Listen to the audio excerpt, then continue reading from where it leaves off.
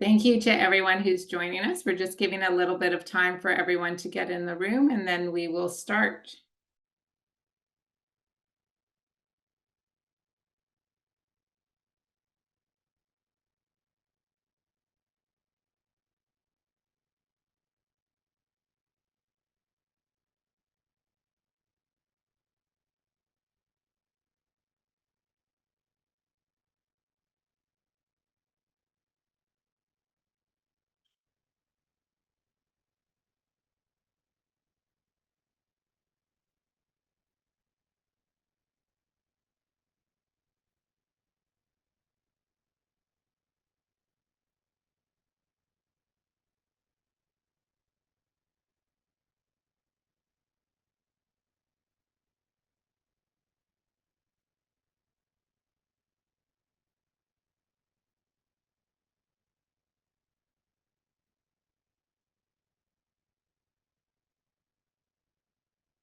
So my name's Tekla. I'm the executive director of MAiDHouse, and I'm very excited to be welcoming you and joining you at the MAiDHouse Book Club, where we're going to discuss and hear from the Many Faces of MAiD with our panelists, Cynthia, Tracy, and Damian, and our moderator, Stan.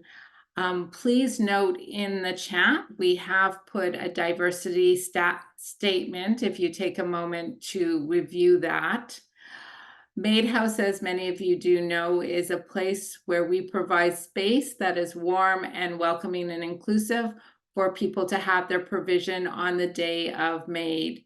The other thing that MAiDHouse does is engages and encourage people to have conversations around end of life and medical assistance in dying. And that is why we're very happy that you are joining us in these virtual events.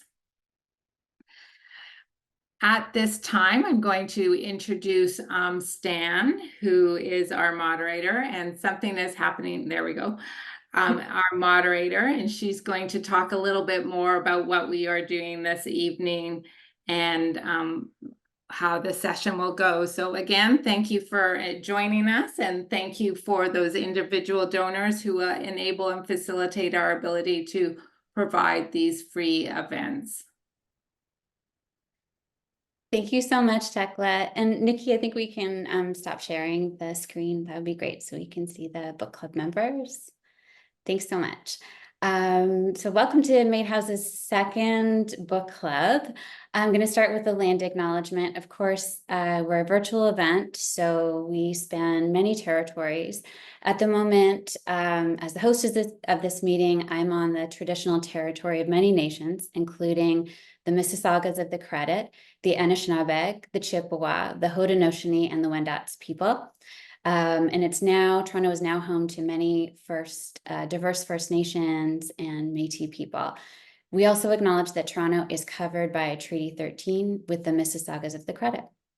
MAiDHouse is a national organization, and these book clubs are always really fun because we get book club members from all over North America. And I love seeing the participation from people in the audience. So if you're comfortable, please let us know where you are right now. If you wouldn't mind putting it in the chat, and we'll just take a little look while I introduce our book club panel tonight. First I have, Winnipeg, hi. First I have Dr. Tracy Powell. She is a registered nurse and researcher who explores family members' experiences of MAiD. She's an associate professor with the School of Nursing and Midwifery at Mount Royal University, and she's joining us from Calgary, Alberta. Dr. Damian Rzeznikiewiz is a Toronto-based family physician, and he's also a MAiD provider. He is a member of the MAiDHouse board. And we are so lucky, we're so very lucky to have Cynthia Clark with us today. She is the co-editor and creator and visionary behind this book that we're going to talk about today, The Many Faces of MAiD. So welcome. So we have these panelists on the screen, but I noticed everybody's using the chat, which I love, and I see people from like all over Canada. Thank you. I want to hear from people who are off screen at the moment. So if you have a question for the panelists, and I promise I'm going to leave some time for that at the end. If you have a question, please use the Q&A box, and I will make sure I get to your questions at the end of the session if we've got some time. If you have a reflection or a comment as we're going through, or any feedback, please use the chat, and we can create a little bit more interactivity in this book club. So the first rule of book club is don't talk about book club. No, I'm joking. So there's no rules. But I was going to say, if you've read the book, if you could let us know just in the chat, just so that we can get a sense of who's read it and who hasn't. Don't worry, it's not a test. Like, if you haven't read it, it's quite all right. Oh, amazing. Okay, great. Okay, so lots of people have read it. Okay, great. So Cynthia, you've read the book. For those that haven't read it, there's multiple storytellers in the book. And Cynthia she's the co-editor, she's the co-curator, and she's also one of the storytellers. Would you be able to start us off with an excerpt from the book? Sure, I'd love to. Thank you. Thank you very much for having me and all of us tonight. I appreciate it. So, a new tumor is growing aggressively in your left temporal lobe, close to speech, memory, and vision. The oncologist spoke quietly, trying to disguise the crack in her voice, unable to hide the tears in her eyes. "It's time," reverberated off the walls in a deep, somber voice. Dread flooded my body. The air in the room tasted as thick and heavy as it felt. The conversation slowed to a freeze-frame pace as I glanced through the fog to see if my husband was understanding what this meant. The progression was evidence that the chemo was not working.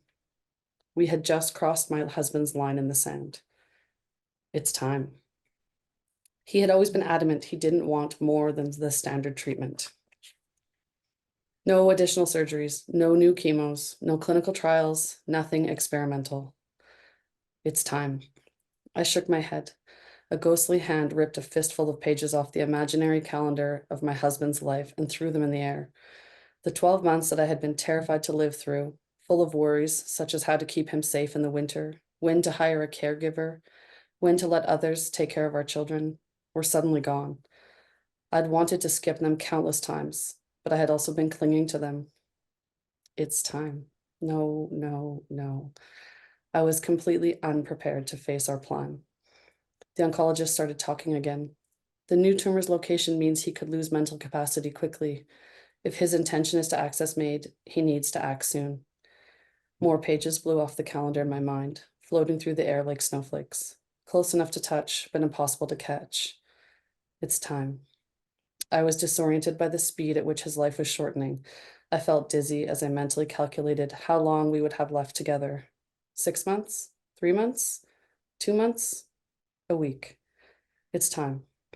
I thought about our children, playing at summer camp nearby, blissfully unaware. I crumpled into my mom's arms in the waiting room, struggling to accept the shrinking timeline of my husband's life. I hated the thought of telling my kids that it was time for their father to access MAiD. I imagined holding them while they too felt the excruciating pain of this tragedy we had all been expecting, yet were completely unprepared for. Wow. There's something about listening to you read it too in person. It's really so striking. So for the people who haven't read it, the book is it's categorized by emotion, but it also is categorized in the phases that people are going through. So you kind of pick up on people's journey as they encounter kind of phase after phase of this journey. Can you tell us a little bit about the process of writing the book, and envisioning it and developing? Like, each of the storytellers is so unique and distinct, like their voices. Like, how did that all come together? Yeah, so when my husband was sick, I got a lot of support or person. I helped myself by writing, sort of journaling and expressing my thoughts and feelings. And when I got involved with MAiD Family Support Society and Bridge C14, both peer support organizations, a couple of years after my husband died, I wondered if other people might get some, relief, help, if they might be able to process their experiences through writing. And at the same time wondered, well, if people could feel supported in writing, maybe they'd also have their stories written, and that would give them the chance to share them, because sometimes writing them is the hardest part. So I was connected with someone else who had the idea of helping people write their stories, and that's Carol Cram, my co-author. And we brainstormed, and my idea was a little more of the workshopping process of writing all together. Her idea was a little bit more of creating a resource that would require people not to have to necessarily meet in groups or talk to other people, sort of something that she felt would have helped her a little more, to just be able to feel supported by reading or, on your own. And at first we were a little bit unsure if we had enough of a common idea or vision to be able to work together. But we went away, brainstormed a little bit, and came back together and said, okay, well, actually, this could work, because my skills and your skills, she's a fiction writer and has a lot of experience in publishing and formatting and a lot of the details, and in, a vision of what we wanted to create. And I had a lot more connections and experience with people who had been through MAiD already, who may want to participate, as well as an idea of kind of how that process might look because of how it had helped me. So we put together some ideas on paper and thought, yeah, the chronological fashion might be important, but also what if we really focused in on emotions and really focused in on the caregiver loved one's experience. It was really important to us that this wasn't going to be a book that, like you see the blog posts where you hear like the stories of the individuals who went through MAiD, but this would be a way to validate the experience and emotions that a caregivers go through. So we put out a call for submissions and call for interest, anyone who might be interested in participating. And we said no to no one. As time went on and we explained a little more of the time commitment and what we envisioned, some people decided that was maybe more than they wanted to commit to. But anyone that wanted to participate was welcome to. And we ended up with 17 voices in the book. Wow. And I was going to ask that, did everybody's story, so did some people join the process and then decide partway through that they didn't want to continue, or was it, did everybody like stay to the end? So we didn't say no to anyone, and we also didn't cut anyone or anyone's stories. No, So everyone who wrote was included.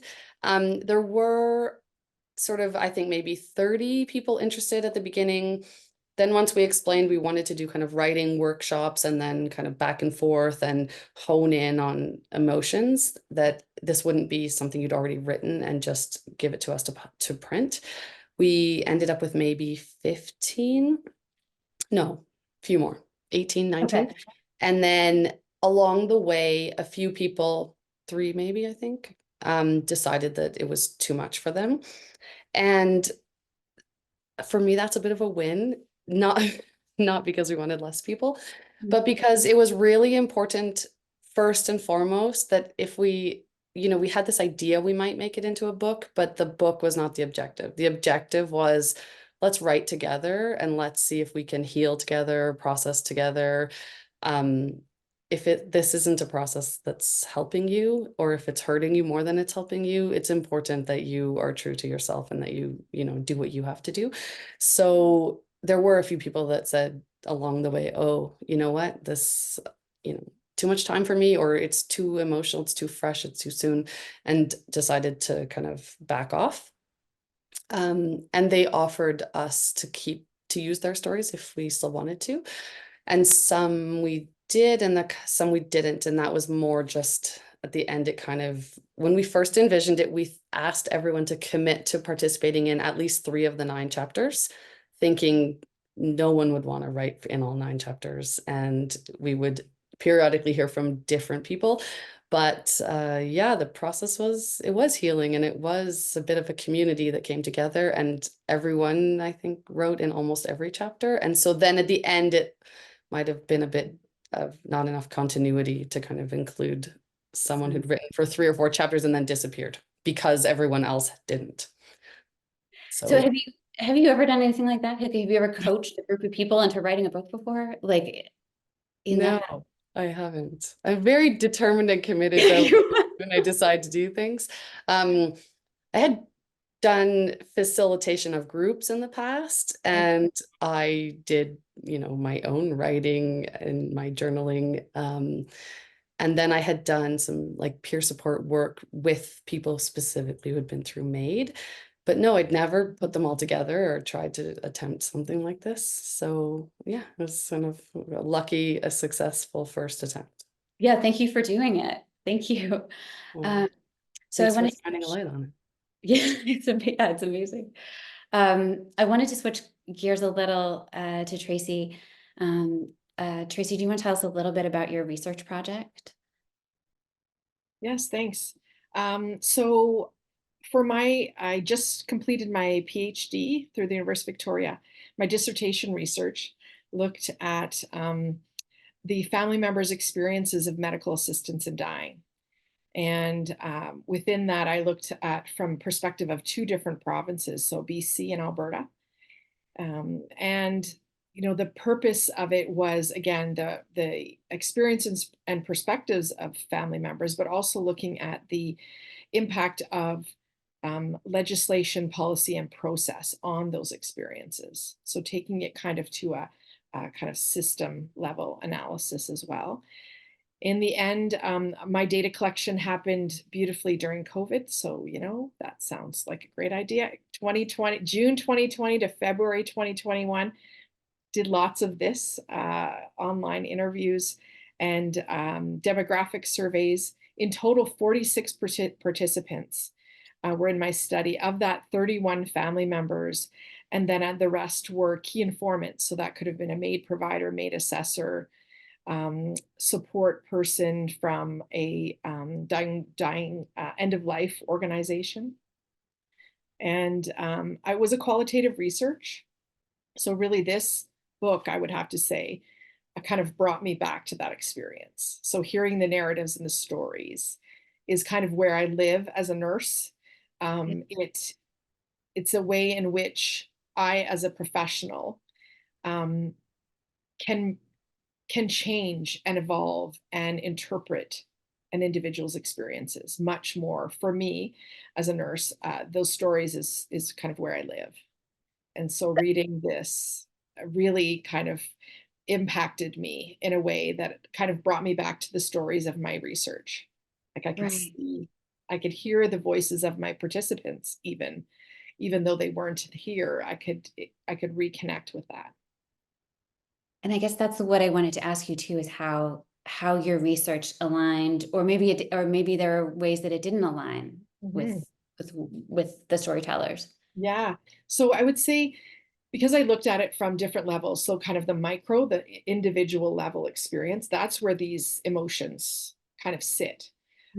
But then I looked at it also in my analysis, looking at the broader piece. So what system issues kind of resulted in some of these emotions even? And then how did the legislation actually impact the experience? So for my research, those the stories and the experiences really are within my research. But where it's different is I'm looking at the so what. So as a healthcare professional, as someone who teaches nurses, I need to know, how can we make system changes based on that? And so that's where my analysis took it kind of one step further. But again, the feeling that you get from those emotions is where I live as I'm doing the analysis. That's what keeps me honest, to make sure that what comes through in those the recommendations always kind of land back to those emotions, because it matters. It matters to these people. It's not just about system change. It's about it has impacted people in these ways. And that's why we must figure out how we make it better, supportive, however. And I want to get back to those system changes in a little bit. But I was thinking about this as a tool for nurses, and I was wondering if this book would be a resource that you could use in your teaching practice. Well, thinking about that question that you've just posed is really interesting because of how I live within the narrative. I like to use that for my nursing students, and I would think probably in other healthcare professionals as well, professions as well, because when we feel, we are more likely to remember. So when I feel that experience and how it kind of it resonated with me, because maybe I have something similar or I don't, or I didn't know that that experience was. I like to get my students to actually live in that kind of uncomfortable, because then they will remember those voices. So I teach a second year theory course, and really drill it down. Teach a second year theory course. A week 2, I have an individual. It's called the human health experience. I have an individual come to the class. They tell a story. My students write a paper on it.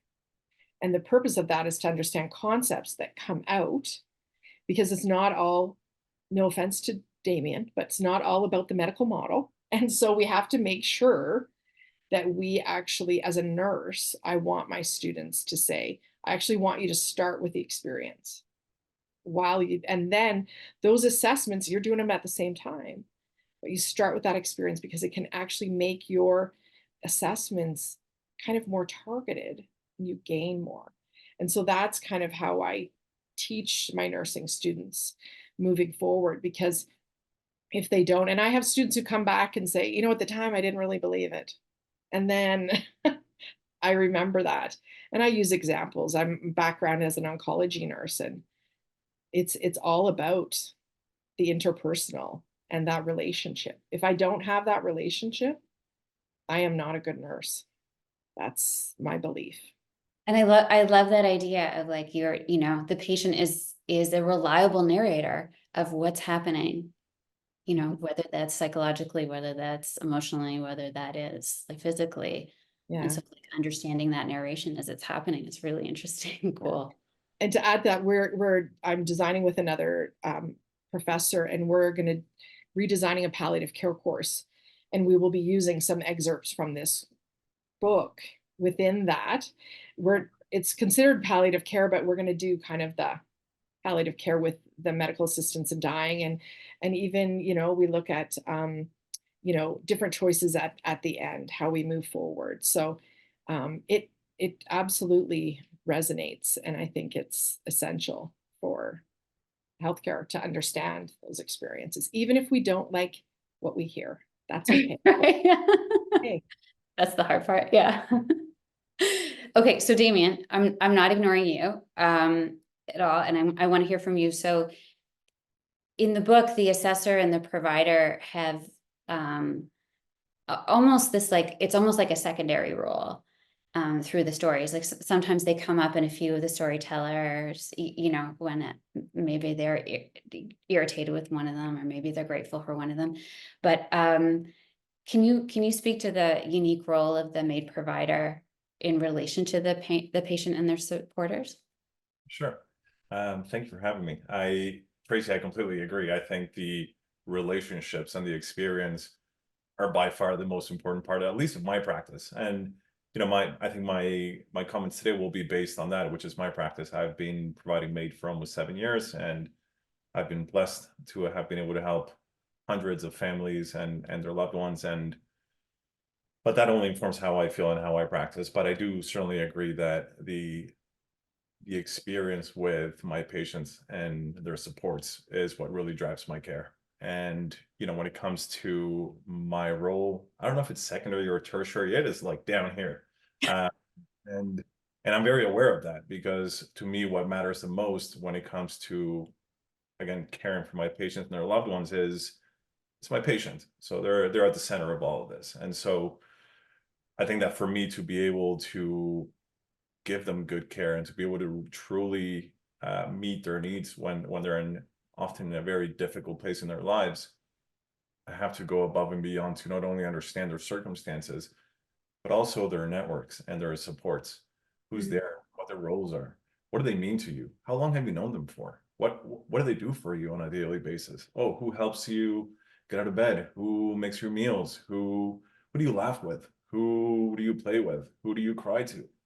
And so understanding all of these roles is, I think, allows me to be a better care provider. And also understanding which relationships might be a little more difficult, because we think that, when somebody is opting for MAiD or going through this journey, that everyone's going to be immensely supportive and is going to be there just kind of helping them through this. But we also know that that's not entirely the case for everybody. So understanding which dynamics might be a little more challenging, I think, is also really important. So again, trying to just have a clearer picture, spend time with patients. My assessments tend to be quite lengthy, and the amount of time that I actually spend speaking about medical stuff is about this much. And it's mostly just getting to know my patients and getting to just really understand that experience and those relationships, which again, I think are at the core of this journey. And I think lastly, to add to that is, for the majority of people that I care for, I don't know them. We don't have a pre-existing relationship. I don't know my patients. I don't know their loved ones. So I think it does allow me to bring a bit of experience after having worked for many years with many families to be able to look at perhaps some of the more challenging dynamics, say, hey, why don't we try to consider A or B and look at things perhaps in a different lens that might allow things to flow a little bit better moving forward for everybody involved. And so sometimes it works, and sometimes, it doesn't. I don't think that I have the answer to everything, but I always go in with just nothing but my best to try to just make this experience as wholesome and as I think empowering as it can be for not only my patients but everybody around them. One thing I wanted to add from a more medical perspective, Cynthia, when you were reading the there's a sentence where you say the oncologist spoke quietly, trying to disguise the crack in her voice, unable to hide the tears in her eyes. That to me was like, I had tears in my eyes, and it made me feel this like really just real raw emotion that, we're also humans, and I'm a husband, I'm a father, I'm a son. And so, sorry. No, it's okay. I think that being able to reconcile the role of a clinician and also just being a human being and trying to just be there for the people that need you at this point in their lives is a blessing. And I feel really fortunate to be able to do it. So thanks for putting it all down in such a real, raw, but also really eloquent fashion. It's really, really, really lovely. Thanks for saying that, Damian. I tried really hard as sort of the editor, going back and forth with the writers to help them tell their story, but in a way that was like as authentic and real as possible, and that acknowledged a little bit the humanity of the situation. And throughout the book, I think there's instances where, I wrote a different piece about how much I resented the assessor the day that they came, and others kind of talked about how connected they felt, because there's so many moments where you feel all the different things, and your assessors, providers, healthcare professionals are humans too. And that particular story, I mean, I sometimes hear people say, oh, but we're the physician, we're not supposed to show emotion. And I think, I personally, what? If you had just been a cold stone face telling us that, would have felt worse, like, so yeah, it was important. I'm glad that touched you.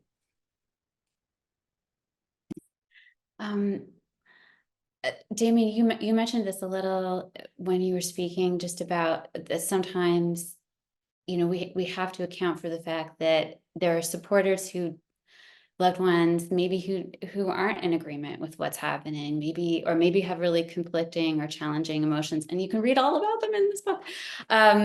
But if we can think about this book as like such a beautiful and strong foundation for like deeper and more conversation and dialogue around MAiD and supporting people. What are others? Are there other stories? Are there other voices that we need to hear from? And this is actually a question for all of you. I picked on Damian, but. So it's really interesting. I not all, obviously a ton of emotions around MAiD are difficult or challenging or sometimes negative, or, you know, and I think we have to validate all these emotions and go, there's no right or wrong. This is just how people feel about certain things, and that's okay. And so perhaps working through some of those and trying to understand them a little bit better may allow us to see a shift over time, and may allow us to travel through different emotions as we move through this journey in MAiD. But I think understanding that these are all valid is incredibly important. And so, you know, Cynthia, to your point, I've had spouses who, you know, when they've opened the door for me to come into the house at the time of the provision, they've looked at me like, I don't want you here. And like the fact that you're about to step into my house is incredibly upsetting to me, but obviously we know this is what's happening, come on in. And then I've left that house with just the kindest, warmest embrace. And so in just a matter of an hour or two, we can see how what a sequence of emotions people go through, and how what a heavily charged journey this really is for a lot of people. So, you know, I take it all in stride, and I try to do the best that I can. And I think that's all you can really do as a provider, is just try to be as considerate as you can be. With regards to, you know, different cases, and one of the things that I actually thought was quite interesting was a lot of the emotions that people felt at the time of diagnosis had a lot of overlap with the emotions they felt when they found out that their loved one was approved for MAiD. You know, we often say, oh, you know, you've been approved, and for a lot of folks, there's a big relief, and, you know, they feel empowered. And again, we know a lot of the positives, but also, again, they come with some really heavy, difficult emotions as well. And I thought the overlap of those two was actually quite interesting. So the voices, even though we're talking about different parts of the journey, they can actually overlap quite a bit as well, which I thought was quite lovely and interesting. I'm curious to see what Tracy and Cynthia have to say. Well, I think it's unfair to ask what voices are missing in front of the author, so I'll go first and answer that one. I would say that the book, we tried our hardest to address, you know, the expected emotions, the unexpected emotions, and the easier to talk about emotions and the less easy to talk about emotions. But I do think that the book lacks a little bit of the perspective of people who were completely unsupportive of their loved one's choice. And it lacks there's a little bit of it, but it lacks kind of a lot of like the, you know, moral and religious opposition to your loved one's choice. And it lacks the perspective of someone who didn't know it all and was informed after the fact. So there's reasons why those are lacking, and that's partly because those people, you know, find it, I think, quite a lot harder to share those emotions.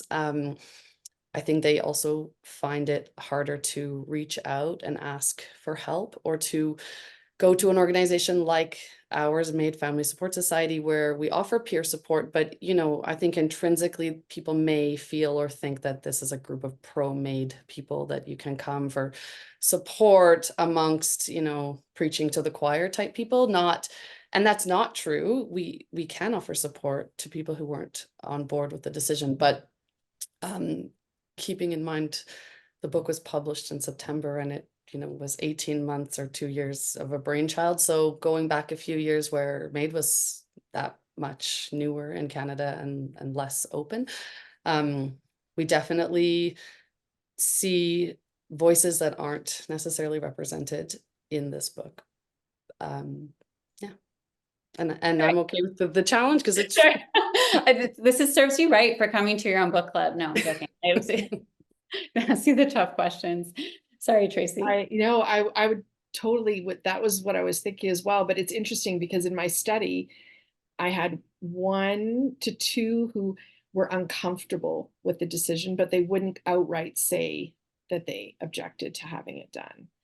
And that's kind of some of the piece, and the thread comes through in the book too, is that they were uncomfortable, but they would engage so that their loved one could receive what they wanted.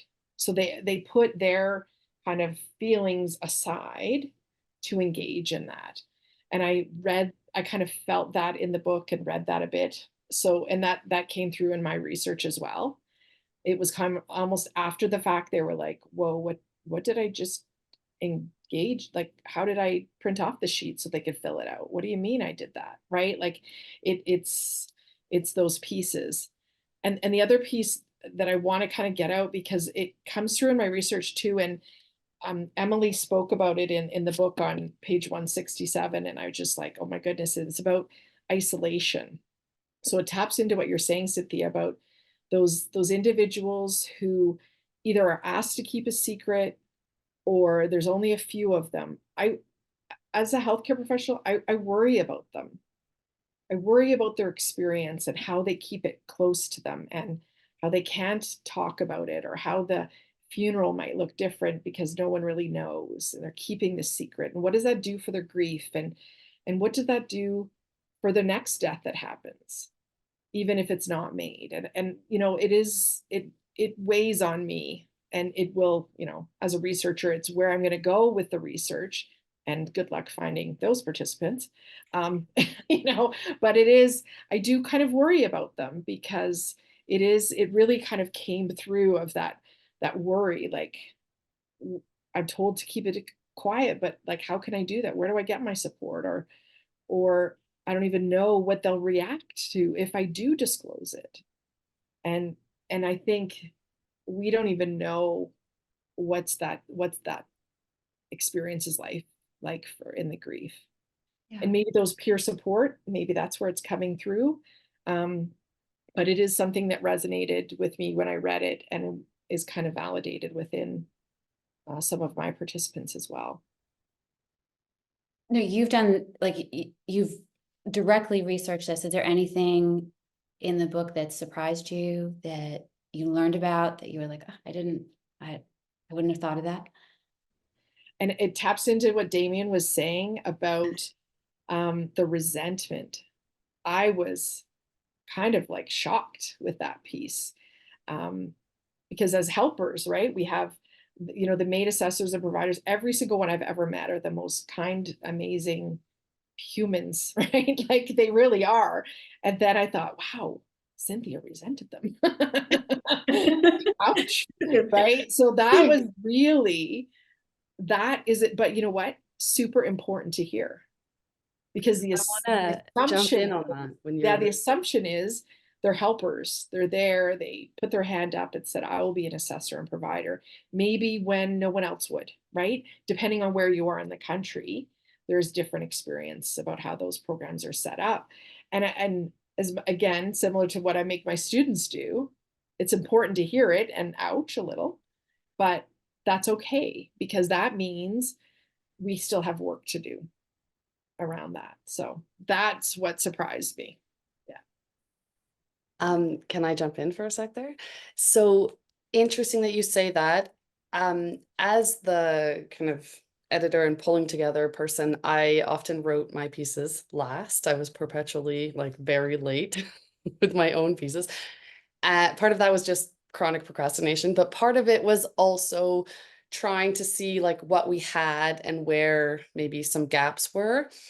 And I just want to say, I think that particular piece beautifully demonstrates this like concept I came to learn about in my own experience. And I think almost anyone who's been through MAiD can relate to this like duality where like two opposite things exist at the same time, because it was a given and obvious to me that I was grateful for the assessors and providers, that they existed, that they are doing this important work, and that my husband was able to have them there to help him die.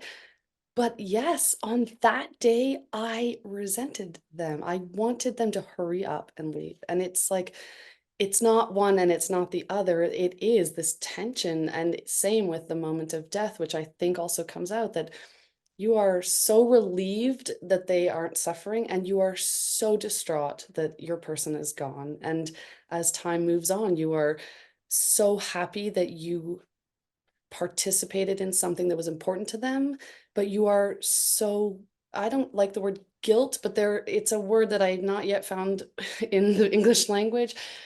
But like, am I culpable? Did I help them? Like, how can I miss them and be sad when I participated? And so, I really hope that the book presents, like, it's never just like Cynthia felt resent and someone else felt gratitude. It's like they all felt it all, but these are the little pieces. So, oh, go ahead, Damian. Something I think that feeling all these simultaneous emotions is completely normal, and maybe I haven't said in these words, but I have been at provisions where a loved one, a spouse, a child, that a parent has given me this resentful energy, and I completely understand it. Sorry, I don't know if understand is a word, but I can completely empathize with it and go, if I was in your shoes, I would probably feel the exact same way. I just helped. I just did what I did, but also I know that means that I took maybe a day or a week or a month or maybe a year in some cases away from you with your loved one, or an hour in some cases as well. And I would feel the exact same way. So I think it's really important for providers to just check themselves and understand that, again, we're like tertiary, we're down here. This is not about us. This is about our patients, their loved ones, everyone else in this network. And then our feelings are just part of what we do. And I think we just have to continue to feel grateful for the opportunity to work with people at such an important junction in their lives.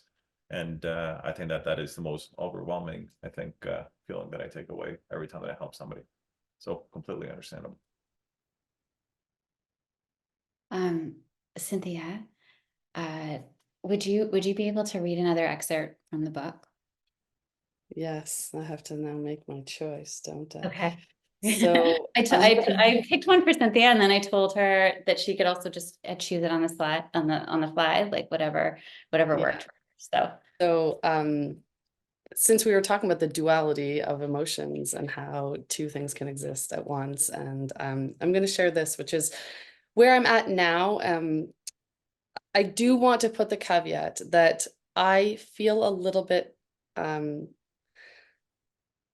happy for me, but I don't want anyone who's currently in a very grief-stricken, bereft moment of their MAiD experience to hate me for what I'm about to read, because I would have hated me shortly after my husband died. So this is from page 257, and it's about feeling grateful. My family and I spend a lot of time in the mountains, walking our dog, skiing in the Rockies, and hiking to views that make our existence feel small and insignificant. One day in particular, we were on a trail covered in scree with a rather steep drop to one side. I listened to a conversation between my child and my boyfriend as we continued along the trail, which felt as big as I felt small in that moment. My daddy would have hated this. Really? Why is that? My daddy was scared of heights. Huh, I didn't know that. He would have loved all these rocks, though. He studied rocks. He sounds like he was a pretty cool guy. Yeah, he was. I wish you could have met him. My heart swells and I catch a tear forming in my eye. I feel overwhelmed with gratitude to be in the most beautiful place on earth with the three people I love most, talking about the one who is missing. I have happy kids who feel comfortable talking about their dead dad, and a boyfriend who doesn't make it weird. We frequently joke about the things my husband used to say or do, and the ways he would drive me crazy. I point out the similarities between him and my children, and my boyfriend sometimes even joins in. I feel fortunate to have a boyfriend who loves us and doesn't try to compete with the memory of my late husband. My biggest fear was that losing their father would ruin my children, but it hasn't.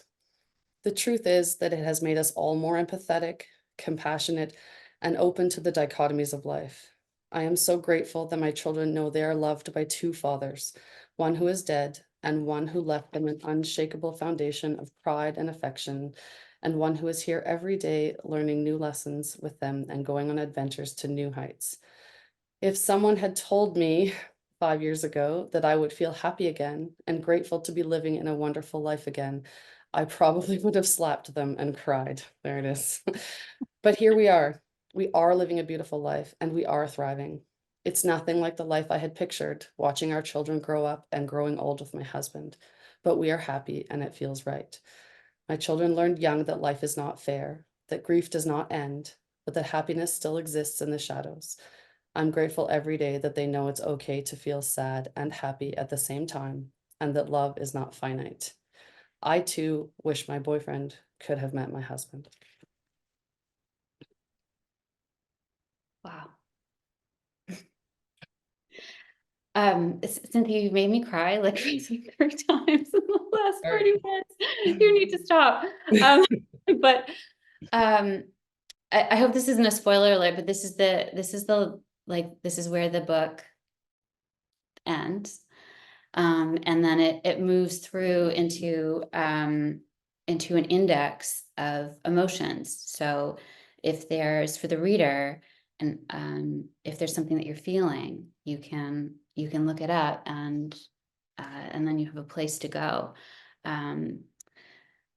Cynthia, I was wondering, have you had any interesting responses from any readers, any good responses? What have the responses been so far? And at the same time, before you go, Nikki, if you wouldn't mind putting up this slide, because for some of the people who've read the book, Cynthia and her co-author have created a survey just to really understand the impact of the book on people who have read it. So Nikki, if you wouldn't mind putting up that slide so we can see the QR code, and then sorry, go ahead, Cynthia. So we've had really positive feedback, a lot of positive feedback from people who are going through it and have found the book really helpful and supportive, that they haven't felt alone.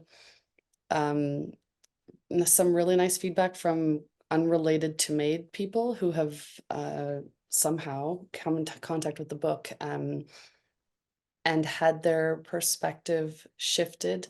I think I was most happy, a woman that contacted me saying, I used to have a strong opinion about this, and after reading the book, I realized that this is a really complex and personal topic, and it's not my place to have an opinion about. But I've learned a lot, and you've revealed a lot of things to consider about the nuance and complexity of people in this situation. So that was a win for me, because we didn't set out to write a pro or anti-MAiD book. We set out to write a book that was supportive, offering support and validation to people who are helping a loved one, regardless of how they feel about it. And yes, I quickly just want to put a plug that we gave the book to MAiD Family Support Society. The money that's raised helps support the organization and the peer support that we offer. We offer peer support to anyone who wants to reach out and ask to talk to someone. And, you know, I am not an academic, but I am starting to learn that it requires money to do things like produce an audiobook version of this. And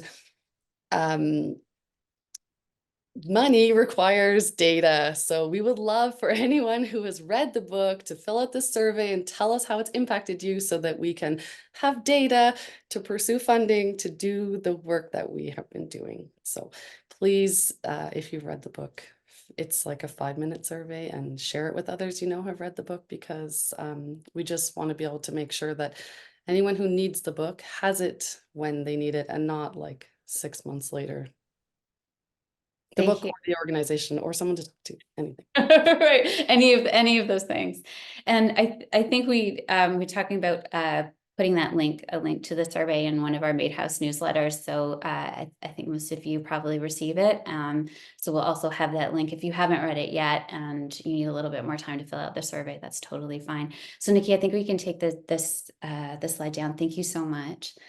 And I promised I'd get to this. Tracy brought it up. And I know this, it changes from province to province. It's different, you know, wherever you are. And if you're joining us from the States, it's obviously different too. But I guess, what are we doing right in terms of supports? And how can we improve on the resources for people who are bereaved, like in the years post-provision? This is a question for all of you.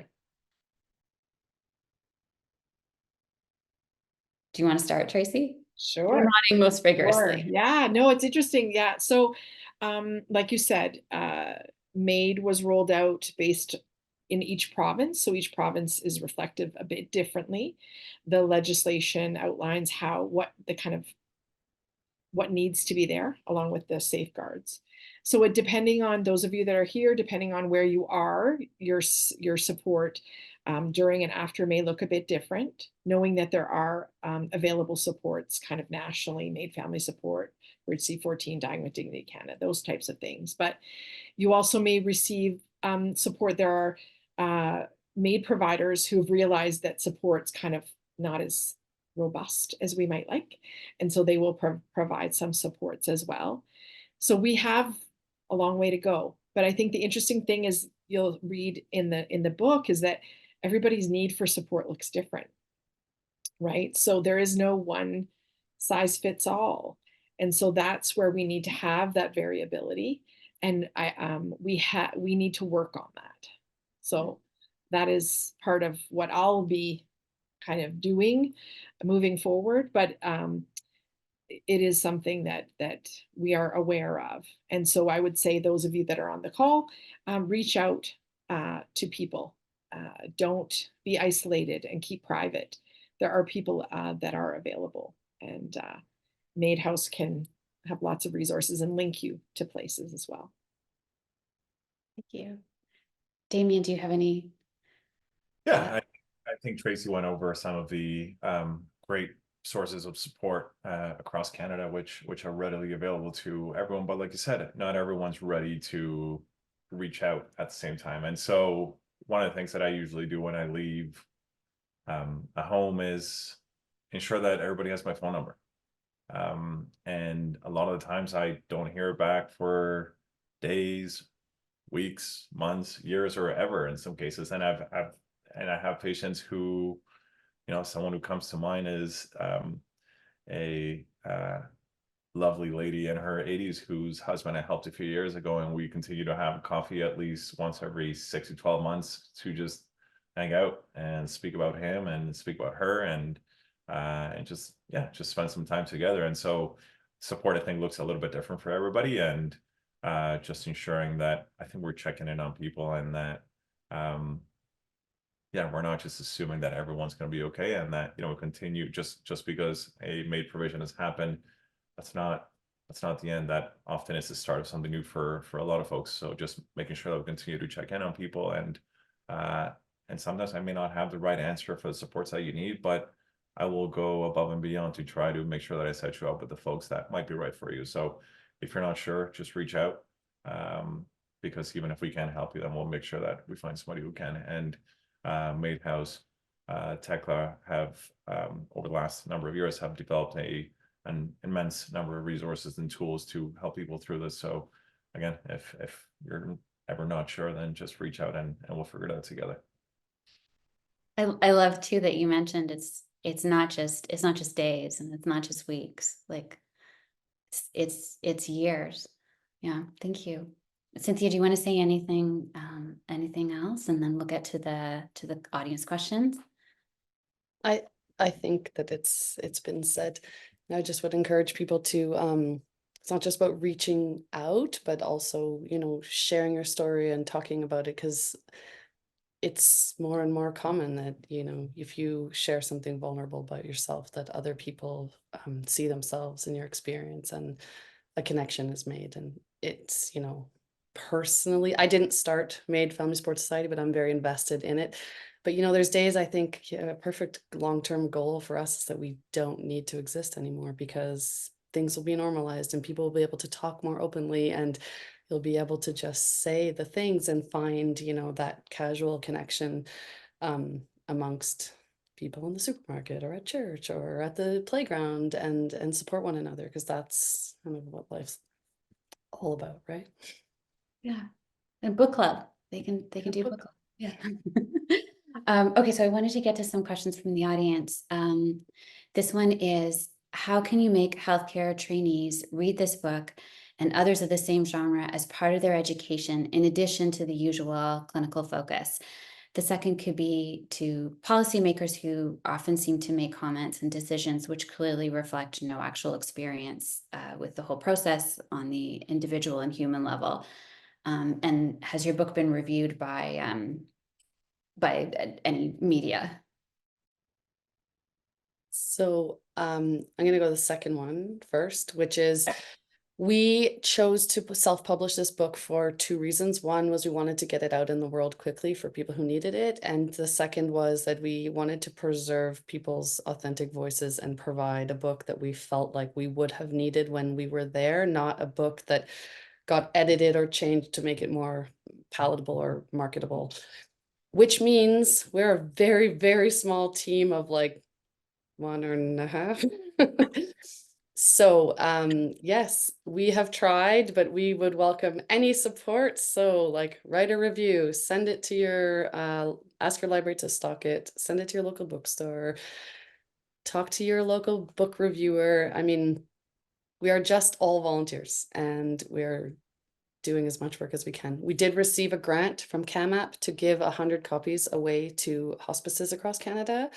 So you can find the link for that on MAiD Family Sports Society's social media if you have a hospice in mind. And yeah, really give it to your doctor, give it to a friend, tell people about it. That's where we're at right now. So this actually is the next part of the question is that somebody had written, just have you developed a blog or a Substack? And they had also mentioned like somehow bringing it to the library or. So our biggest focus is on providing peer support to the increasing number of people that contact our organization, and promoting the book is sort of done in the spare time of that other volunteer role. So yeah, we are always looking for more people to help us promote the book or volunteer with the organization to help us make those great ideas into reality. And I would like to just give a really awesome shout out to Tracy Powell, because she and her work are awesome and validating. I took my mother with me to listen to Tracy's research dissertation, and we were both in tears because we really felt seen and heard, and like, we can say it because we lived it, but to hear like someone in academia who can have credibility at tables where sometimes we can't get in the door to, saying and seeing us is really, it was remarkable, and it was moving, and it's really important work. So thank you, Tracy, for what you're doing. And Damian, thank you for, even when I resented you and your people, I love you. Oh, and I think it's a mutual love, right? With Cynthia, I have to say it's having her and her mom at my presentation. We just met, right? And hearing that their experience was similar to analysis that I did of stories that were not them. They were not participants. That really, as a researcher, that means that it means a lot. It means a lot that I'm understanding, and I am, you know, I'm very critical about what I'm hearing, and it's my bias, whatever that will be, is being waylaid, because the voices, regardless of who you are, you will be seen in my research, and I think be seen in the book.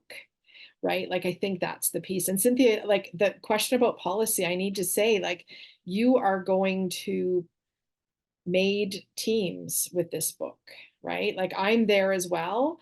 And so both of us coming, you're going to MAiD teams, to palliative care teams, and I'm doing the same from the research piece. And the feedback that I'm getting is that it will make policy change. People are hearing because it's coming from multiple sources. And I think that's the piece, like events like this, that it's okay to talk about it. Again, we're normalizing that talk, that it's okay to talk about death, and that sometimes it's an assisted death. So I think it's great. And Damian, like I just, you know, the people who engage in the work, I'm not a MAiD assessor or provider, but people who engage in this work are special humans, right? So thank you. They really are. There's a question, one more question that was just about where we can access Tracy's work, and then and Tekla's added it to the chat. So I just want to make sure that person knows that that we put it in the chat. They can check there. So I wanted to say thank you. Thank you, Tracy. Have fun graduating next week. Congratulations, amazing. Damian, thank you so much for the work you do. And thank you, Cynthia. I'm so in awe in the midst of everything going on for you that you somehow dove in. You created this resource. You advocated for yourself and your family, and you created this. It's really incredible. So I hope everyone on the call gets to read it, and I hope that that we can keep sharing it. Oh, please, yeah, go ahead. I just forgot one other really most important group of people, which is the 16 other people that participated and like put their hearts on the line and shared some of their most intimate moments. Because I mean, I'm not the author of this book, I'm just the curator. I brought it together, but they like spoke their truth and shared, and thank you to them. And thank you to you guys for the platform to share as well. Yeah. It's just a whirlwind of thank you. Thank you for Stan moderating. But I also just want to point out, to encourage people, if you haven't, to buy the book or go and get it at the library. But the other important thing about the book that I don't think has come up is you don't actually have to read it from page 1 to the end. You can pick it up when you have a moment, when it makes sense for you, if you have a particular emotion. So you can engage with it in different ways. And so for those of you who aren't comfortable or don't want to read an A to Z kind of book, it isn't that kind of book. So I think that is really powerful, and it is meant, and Cynthia, you kind of illustrated, it will give you different things and different meanings at different points of your experience and what you're thinking about. So it is really an interactive book, and all those other voices that added. So I think that's really important to take into account. Please do fill out the survey or QR code about the book. It does help people, you know, think about what to do next. There was also the question about resources. So there is a study going on about grief and bereavement and what supports and services are needed. So if you take a moment to kind of take that link out, you might be able to engage and carry on that discussion. And as we started with, MAiDHouse is really committed to engaging and encouraging and heightening these discussions. And we're really glad you joined us in these conversations.